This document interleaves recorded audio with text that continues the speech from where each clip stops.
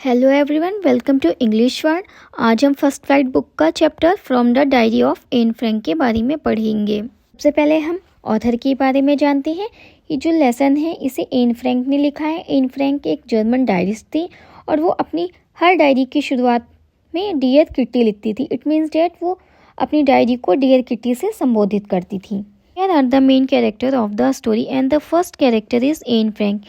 Anne Frank एक young girl होती है जो इस लेसन को नरेट करती है and the second character is Kitty. Kitty Anne Frank की डायरी का नाम होता है। Third character is Edith Hollander Frank, ये एन फ्रैंक की माँ होती हैं।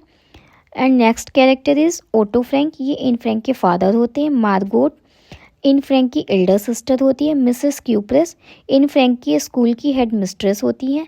मिस्टर कीसिंग एन फ्रैंक के मैथ्स टीचर होते हैं जो उन्हें पनिशमेंट भी देते हैं। And the last character is Sane. Sane N Frank की फ्रेंड होती हैं जो उनके ऐसे लिखने में हेल्प करती हैं। From the diary of Anne Frank, कहानी एन फ्रैंक की डायरी के बारे में बताती है। एन फ्रैंक एक यंग गर्ल होती हैं जो एक डायरी लिखती हैं और उनकी डायरी में उनके फैमिली की और उनके स्कूल के बारे में कुछ बातें लिखी होती हैं। अब हम आगे देखते हैं कि इस कहानी में क्या होता है। हम फर्स्ट लाइन में देखते हैं, writing a diary is a strange experience. Diary लिखना बहुत ही विचित्र अनुभव होगा। एन एक 13 साल की लड़की होती है जो डायरी लिखना स्टार्ट करती है और वो क्या सोचती है कि डायरी लिखना वास्तव में उसके लिए एक बहुत ही विचित्र अनुभव होगा, क्योंकि उसे लगता है कि उस 13 साल की लड़की के विचारों में कोई भी इंटरेस्ट नहीं लेगा। लेकिन वो अपनी मन की बातों को लिखने के लिए डायरी की हेल्प लेती है और वो अपने अंदर की जितनी भी बातें होती हैं उनको बाहर निकालने के लिए क्या करती है, एक डायरी लिखना स्टार्ट करती है। एन आगे कहती है कि paper has more patience than people. कागज़ में मनुष्य से अधिक धैर्य होता है और एक टाइम होता है जब वो घर में अकेले बैठी हुई होती हैं और बोर हो रही होती है और वो सोचती हैं कि उन्हें घर में बैठना चाहिए या फिर बाहर जाना चाहिए। एंड लास्ट में फिर वो डिसाइड करती हैं कि वो एक डायरी लिखेंगे और उस डायरी को ही वो अपना बेस्ट फ्रेंड मानती हैं, क्योंकि उनके डायरी के अलावा कोई भी बाहर फ्रेंड नहीं होते हैं। आगे बताती हैं कि वो एक 13 साल की लड़की हैं जिनको प्यार करने वाले उनके माता पिता और उनकी एक 16 साल की बहन भी होती है और उनकी फैमिली मेम्बर में उनकी आंटी लोग भी होती हैं जो उनको प्यार करती हैं। और इस तरह से टोटल 30 फैमिली मेम्बर होती हैं जिनको वो अपना फ्रेंड कह सकती है। लेकिन इसके बावजूद क्या होता है, उनका कोई भी फ्रेंड नहीं होता है और वो हमेशा अकेली ही रहती हैं। और उनके साथ एक प्रॉब्लम ये भी थी कि वो जो भी डे बाय डे हो रहा होता है वो उसके बारे में बात करना बिल्कुल भी पसंद नहीं करती हैं। और शायद यही रीज़न होता है कि उनकी फैमिली के जो भी मेंबर थे उनके बहुत ज़्यादा क्लोज नहीं आ सके। और फिर इस तरह से वो क्या करती हैं, अपनी मन की बातों को बताने के लिए वो एक डायरी लिखना शुरू करती हैं जिसका नाम वो किट्टी रखती हैं। और वो डायरी जो होती है उनकी बेस्ट फ्रेंड बन जाती है और उसको हमेशा वो किट्टी कह के ही पुकारती हैं। नेक्स्ट पैसेज में हम देखते हैं, Anne gives a brief sketch of her own life.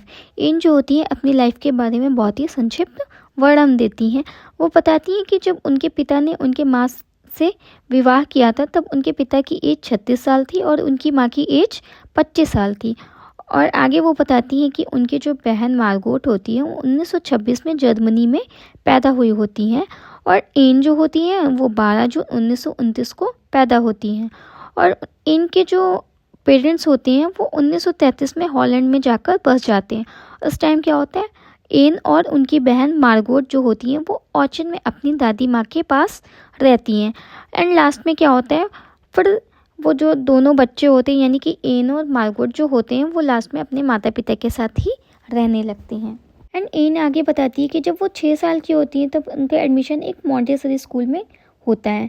और जब वो स्कूल छोड़ती हैं तो स्कूल की जो टीचर होती हैं वो बहुत ही ज़्यादा रोने लगती हैं। वो आगे बताती हैं कि 1941 में उनकी जो दादी होती है वो बहुत ही ज़्यादा बीमार हो जाती हैं। बीमारी के चलते उन्हें अपना ऑपरेशन कराना पड़ता है। लेकिन 1942 में क्या होता है, उनकी दादी दुनिया को अलविदा बोलती हैं। और एन जो होती है अपनी दादी से बहुत ही ज़्यादा प्यार करती थी। एंड आगे एन लिखती हैं, 20 जून 1942 को वो अपने स्कूल के बारे में बताती हैं और बताती हैं कि एक दिन स्कूल में मीटिंग हो रही होती है। किसकी मीटिंग हो रही होती है? टीचर्स की। वो भी किस लिए? स्टूडेंट्स को नेक्स्ट क्लास के लिए प्रमोट करने के लिए। उस दिन क्या होता है, पूरा का पूरा जो स्कूल होता है यानी कि पूरी की पूरी जो क्लास होती है सभी स्टूडेंट बहुत ही ज़्यादा परेशान होते हैं कि कहीं वो फेल ना हो जाए। लेकिन एन और उनकी फ्रेंड जो होती हैं वो बिल्कुल भी परेशान नहीं होती हैं, क्योंकि वो अपनी सफलता के लिए एकदम आश्वस्त रहती हैं, एकदम कॉन्फिडेंट रहती हैं। बट एन को एक सब्जेक्ट में डर लगता है, वो मैथ्स के लिए बहुत ही ज़्यादा डरी हुई होती हैं। एन जिस क्लास में पढ़ती है ना, उनकी क्लास में टोटल 9 टीचर्स होते हैं, जिसमें कि 7 मेल होते हैं और 2 फीमेल टीचर होती है। और मिस्टर कीसिंग जो होते हैं वो उनके मैथ्स के टीचर होते हैं। वो थोड़े से पुराने ख्यालों वाले होते हैं, उनके विचार जो होते हैं वो बहुत ही ज़्यादा पुराने होते हैं और वो हर टाइम एन से चिड़े हुए रहते हैं। वो एन को बिल्कुल भी पसंद नहीं करती थी, क्योंकि एन जो थी बहुत ही ज़्यादा टॉकेटिव थी, बहुत ही ज़्यादा बातूनी लड़की थी। वो हर टाइम कुछ ना कुछ बोलती रहती थी, जिससे उनके टीचर परेशान रहते थे। और मिस्टर कीसिंग ने उन्हें बहुत ही बार वार्न भी किया था कि वो अपनी आदतों में, अपनी बात करने में सुधार लाए। लेकिन इसके बावजूद क्या होता है, एन उनकी बातों को ध्यान नहीं देती है, वो कंटिन्यू बात करती रहती है। फिर एक दिन क्या होता है, मिस्टर कीसिंग उनको एक्स्ट्रा होमवर्क दे देते हैं एज अ पनिशमेंट। और उसका जो टॉपिक होता है, वो टॉपिक क्या नाम होता है, चैटर बॉक्स। तो एन उस टाइम क्या करती है, उसको नोट डाउन करती है, उसका जो भी टाइटल होता है, और उसको नोट डाउन करने के बाद अपने बैग में रख लेती है और फिर उस बारे में सोचने लगती है। और इन ऐसा करते टाइम बिल्कुल भी शांत रहती है। फिर आगे की लाइन में हम देखते हैं, any other student could have written the essay casually. अगर एन की जगह कोई दूसरा स्टूडेंट होता ना, तो एसे को बिना कुछ सोचे समझे लिख देता। लेकिन एन क्या सोचती है कि वो एसे को जब लिखेगी तो उसमें कुछ ऐसे आर्ग्यूमेंट्स लिखेगी जिससे कि ये प्रूव हो सके कि बात करना कितना ज़रूरी होता है। तो वो क्या करती है, वो ऐसे लिखना स्टार्ट करती है, वो भी कन्विंसिंग आर्ग्यूमेंट्स के साथ। फिर अचानक से उसके माइंड में एक थॉट आता है। फिर वो क्या करती है, उस ऐसे को 3 पेज का ऐसे लिख देती है। ठीक है, उस ऐसे को 3 पेज में लिख देती है। उसमें बताती है कि जो बात करने का गुण होता है, जो बोलने का गुण होता है, वो एक विद्यार्थी का गुण होता है। और वो ये भी लिखती है कि मैं ये कंट्रोल करने की कोशिश करूँगी, मैं अपनी आदतों में सुधार लाने की पूरी कोशिश करूँगी। लेकिन वो नेक्स्ट जो आर्ग्यूमेंट होता है, वो उसमें ये लिखती है कि ये जो बात करने का गुण है ना, ये मुझे अपनी माँ से विरासत में मिला है। मैं कोशिश तो करूँगी, लेकिन बात कम करने की कोशिश तो करूँगी, लेकिन मैं पूरी तरह से इसे छोड़ नहीं पाऊँगी। आगे क्या होता है, मिस्टर कीसिंग जो होते हैं वो इनके जो भी आर्ग्यूमेंट्स होते हैं उस पर बहुत ज़ोर से हंसने लगते हैं। फिर क्या होता है, लेकिन इसके बावजूद क्या करती है, एन जो होती है वो दूसरा लेसन जब पढ़ाया जा रहा होता है उसके बीच में वो अपना बात करना बंद नहीं करती है, वो कंटिन्यू बात करने में लगी रहती है। फिर क्या होता है, फिर से वो उसे एक दूसरा ऐसे लिखने के लिए दे दिया जाता है। इस बार उसका टॉपिक होता है एन इनकरेजिबल चैटर बॉक्स। लेकिन एन क्या करती है, फिर से वो ऐसे लिख के मिस्टर किसिंग को दे देती है। फिर क्या होता है, मिस्टर किसिंग को 2 लेसन तक तो उससे कोई भी प्रॉब्लम नहीं होती है, लेकिन जब 3rd लेसन वो पढ़ा रहे होते हैं तो वो अपना पेशेंस खो देते हैं, क्योंकि वो एन जो होती है वो बात करना बंद नहीं करती। फिर क्या करते हैं, फिर से वो एक ऐसे लिखने के लिए दे देते हैं जिसका टाइटल होता है quack quack quack sad mistress chatter box. और ये एन को बात करने की पनिशमेंट होती है। क्या होता है, जब उसको दोबारा ये पनिशमेंट मिलती है तो पूरी की पूरी क्लास उस पर हंसने लगती है। और उस टाइम तक जो चैटर बॉक्स टॉपिक था उस पर इनके सारे थॉट्स जो होते हैं वो बिल्कुल भी ख़त्म हो जाते हैं। वो नहीं सोच पाती है कि क्या लिखना है। फिर वो सोचती है कि अब मैं कुछ ऐसा लिखूंगी जो बिल्कुल भी नया हो और जो भी लॉजिक हो बिल्कुल भी नए हो।